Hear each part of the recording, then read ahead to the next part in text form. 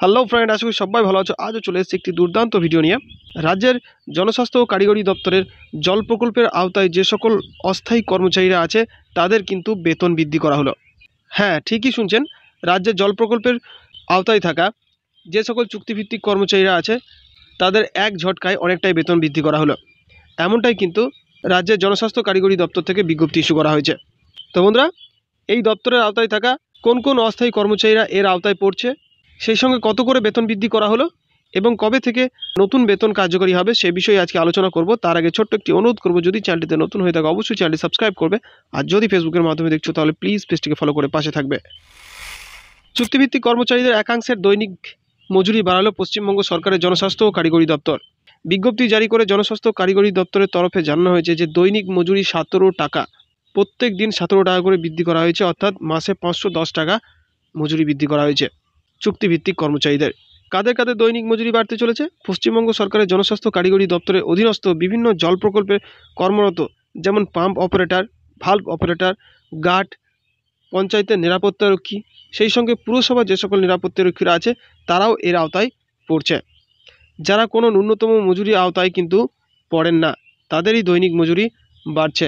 বলে রাখি, রাজ্যে যে জল প্রকল্পের কাজগুলি হচ্ছে সেগুলি কিন্তু রাজ্যের জনস্বাস্থ্য কারিগরি দপ্তরের আওতায় কিন্তু এই প্রকল্পটি পড়ছে। এতদিন কর্মচারীরা দৈনিক মজুরি হিসেবে 404 টাকা করে পেতেন, সেটা এবার বেড়ে 412 টাকা করা হচ্ছে বলে জনস্বাস্থ্য কারিগরি দপ্তরের তরফে জানানো হয়েছে। অর্থাৎ বিভিন্ন জল প্রকল্পে কর্মরত pump operator, valve operator, guard, পঞ্চায়েতের নিরাপত্তারক্ষী, পৌরসভার নিরাপত্তারক্ষী, আগেই বললাম, এই সমস্ত কর্মচারীরা এই আওতায় পড়ছে।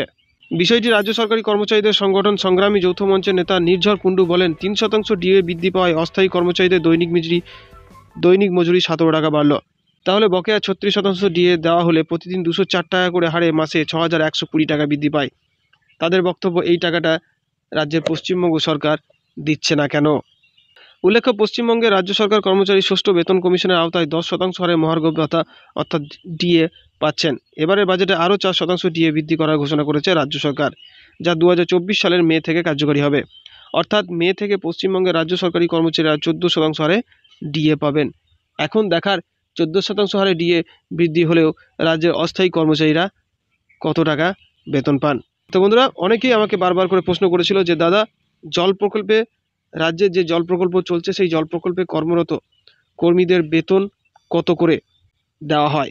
বলে রাখি, তাদের বেতন 404 টাকা করে দেওয়া হতো, 17 টাকা বেড়ে সেই বেতন হয়েছে 412 টাকা। মে মাস থেকে কিন্তু কার্যকরী হবে। অর্থাৎ জল প্রকল্পে সেই অস্থায়ী কর্মীদের বেতন মাসে আনুমানিক 12,000 টাকা করে দেওয়া হতো, সেটি বেড়ে এবার প্রায় 13,000 টাকার কাছাকাছি হতে চলেছে। তো বন্ধুরা, এই গেল রাজ্যের যে সকল অস্থায়ী কর্মচারী আছে জল প্রকল্পের আওতায় তাদের যে বেতন বৃদ্ধি হতে চলেছে সেই বিষয়ে আজকের ভিডিও। তো বন্ধুরা, ভিডিওটি শেষ করার আগে বলবো, কে কোন জেলা থেকে ভিডিওটি দেখছো অবশ্যই কমেন্ট করে জানাও।